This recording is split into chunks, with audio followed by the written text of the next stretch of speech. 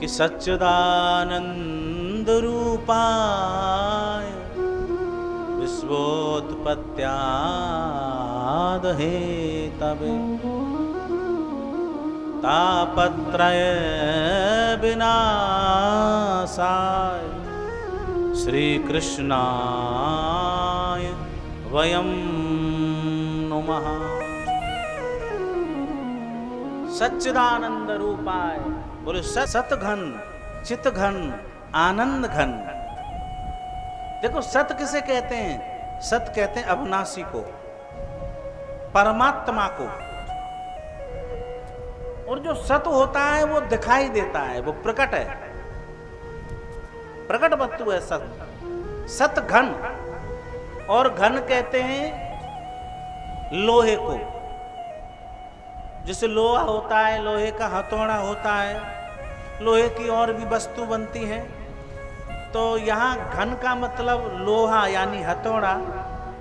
जो लोहा होता है वो ठोस होता है, उसमें किसी बनावटी वस्तु का प्रवेश नहीं होता, इसलिए सतघन कहा। बोले सत में भी किसी का बनावटी वस्तु का प्रवेश नहीं है, सत तो सत है, इसलिए सतघन कहा। सतघन अविनाशी को कहते हैं सत, परमात्मा को कहते हैं सत, जो प्रकट वस्तु है उसको कहते हैं सत।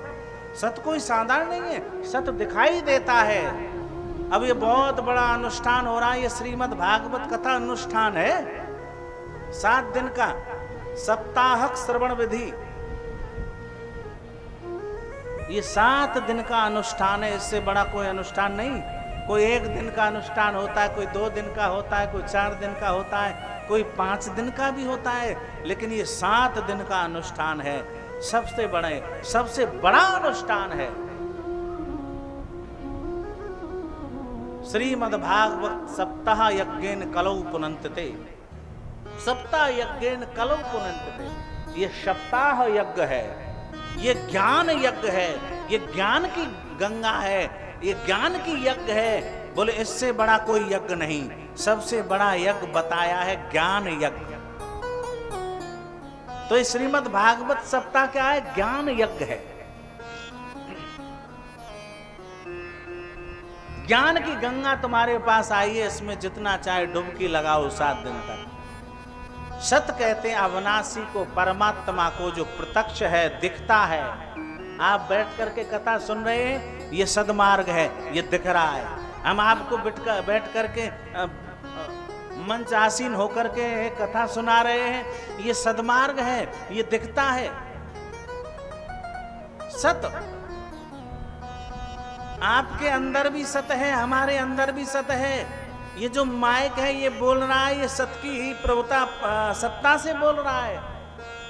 ये जो पांडाल टिका हुआ है, ये सत की सत्ता से टिका हुआ है, नहीं तो सब तहस नहस हो जाएगा।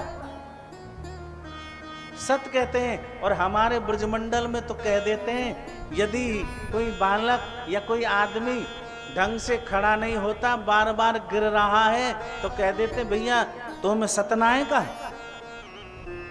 वही सत है। जब हमारे अंदर से ये 5 प्राण निकल जाएंगे तो असत हो जाएगा, मुर्दा हो जाएगा शरीर, सत निकल जाएगा तो ये शरीर गिरने लगता है, लड़खड़ा जाता है, वही सत है, उसे सतघन कहते हैं। दूसरा है चितघन। बोले 3 बातें बड़ी समझने की हैं, सतघन, दूसरा है चितघन। बोले चित कहते चित्त को, चित कहते प्रकाश को। प्रकाश कैसा? बोले हम और आप तो समझ रहे होंगे कि ये हैलोजन जल रही है, यही प्रकाश है। आप कोई पुस्तक पढ़ोगे तो आपको बल्ब की जरूरत पड़ेगी, ट्यूबलाइट की जरूरत पड़ेगी, हैलोजन की जरूरत पड़ेगी, लेकिन ये वाला प्रकाश नहीं। वो चित्त अविनाशी परमात्मा जो जगत को प्रकाश देते हैं। जगत प्रकाश प्रकाशत रामो, वह प्रकाश है जो मेरे संसार को प्रकाशित करने वाले मेरे प्रभु श्री कृष्ण, वही चित्त हैं, वही चित हैं। और एक अर्थ और है चित्त का, हमारे संतों ने बताया। बोले भैया सुनो, चित्त का अर्थ होता है मौन। मौन, जितना मौन रहोगे ना उतना भजन होगा। कहते हैं भैया मौन रहो, मौन रहो। मौन को चित्त बताया है। बोले जितना मौन रहेंगे तो मौन को एक भजन बताया है। भजन, बोले मौन रहो, मौन रहो, क्योंकि ना तो फालतू की बात बोलेंगे। बोले हम भजन नहीं कर सकते तो फालतू की बात तो नहीं करें। मौन रहेंगे तो बेफालतू की बातें हमारे मुख से निकलेंगी नहीं। तो समझो जितना हम मौन रहेंगे उतना परमात्मा का चिंतन होगा, उतना ही परमात्मा का चिंतन होगा। तो उसी चिंतन को तो हमको करना है। प्रेम से बोलो जय श्री कृष्ण।